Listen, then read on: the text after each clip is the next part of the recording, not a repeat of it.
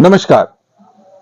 मैं धोखेबाज नहीं हूं, ये साबित करने के लिए मुझे आज दोबारा ये वीडियो बनाना पड़ रहा है, जो कि पार्ट 2 है, बैटरी रीजनरेशन या धोखा का सीक्वल।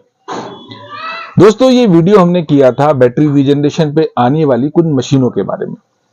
मेरा जो कमेंट बॉक्स है या जो मेरे पास कॉल्स आए हैं, वो अगर आप देखेंगे तो आप समझ जाएंगे कि ये किस तरीके का एक झोल जाल होता है।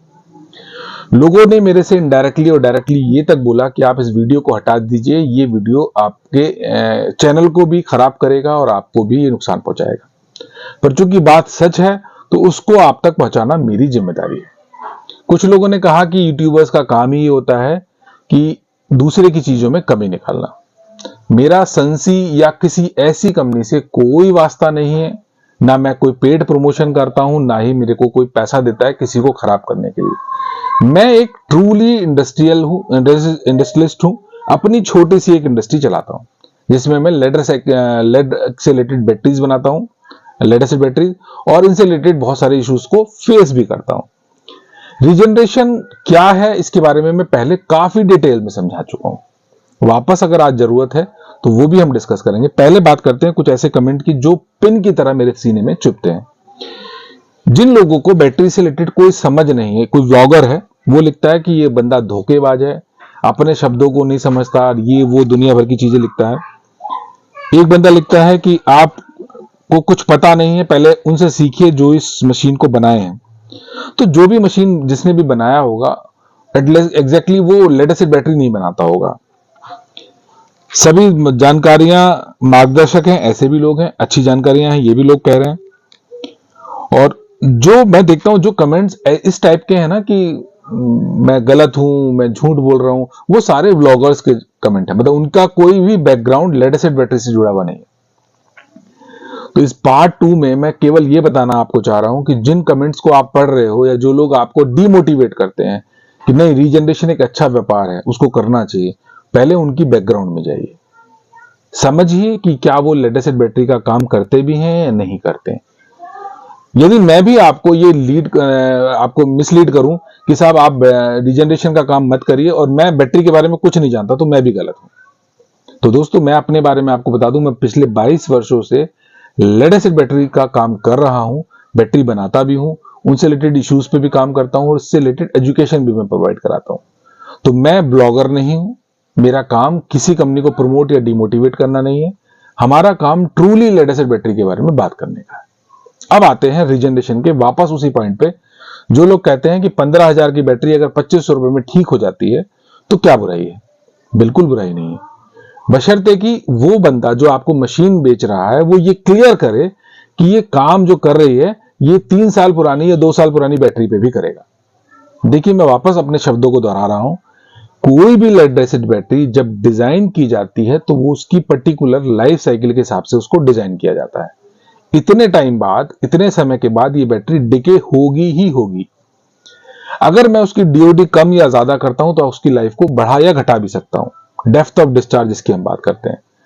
पर मैं ये कहूं कि ये बैटरी कभी खराब ही नहीं होगी, पुरानी बैटरी को लाइए और नई करके ले जाइए, तो ये सरासर झूठ है। इस प्रकार की कोई भी मशीन, ना केवल इंडिया में, जो एक बंदे ने, ब्लॉगर ने रेफरेंस दिया, जापान में भी ऐसी कोई मशीन नहीं है। रिसाइकलिंग एक प्रोसेस है, उसके थ्रू बैटरी को रिसाइकिल किया जाता है। जब बैटरी पुरानी हो जाती है उसको कबाड़ कर दिया जाता है, उसको लेड निकाल के वापस नया बनाया जाता है।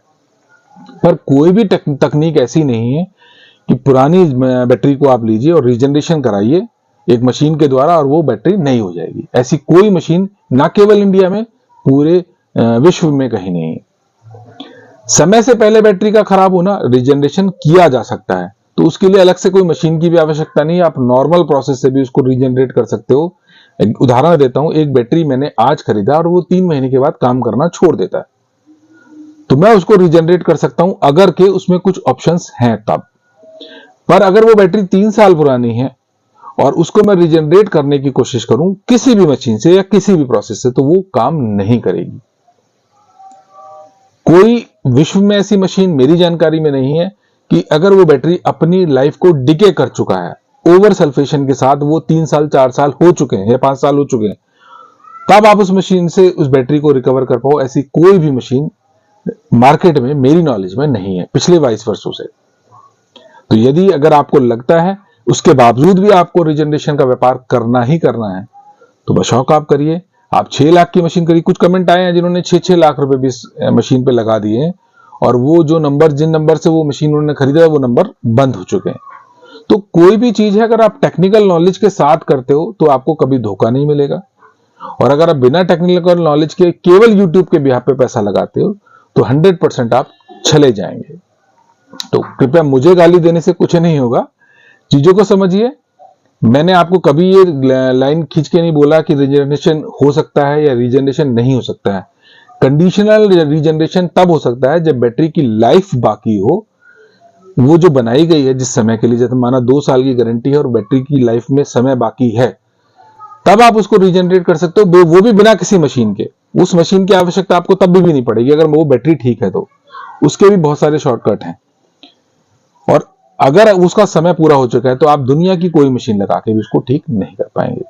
तो कृपया मुझे गाली ना दीजिए, चीजों को समझिए। और दोस्तों, केवल मैं अकेला नहीं हूं यूट्यूब पे इंफॉर्मेशन देने वाला, और भी बहुत सारे लोग हैं, उनसे भी आप इंफॉर्मेशन ले सकते हैं। मिलेंगे जल्दी ही अगली किसी वीडियो में अगले किसी टॉपिक के साथ के जिसमें बैटरी के बारे में इंफॉर्मेशन होंगी, ना कि धोखा या रीजनरेशन जैसी चीजों के बारे में। तो कृपया कर कमेंट में अच्छी चीजें लिखिए। आपको कोई सुझाव चाहिए बिल्कुल लिखिए, अच्छी भाषा का प्रयोग कीजिए जिससे कि हम भी मोटिवेटेड रहें। धन्यवाद। अगर चैनल में कुछ भी अच्छा लगता है तो प्लीज चैनल को स्प्रेड आउट कीजिए, वीडियोस को लाइक कीजिए। धन्यवाद।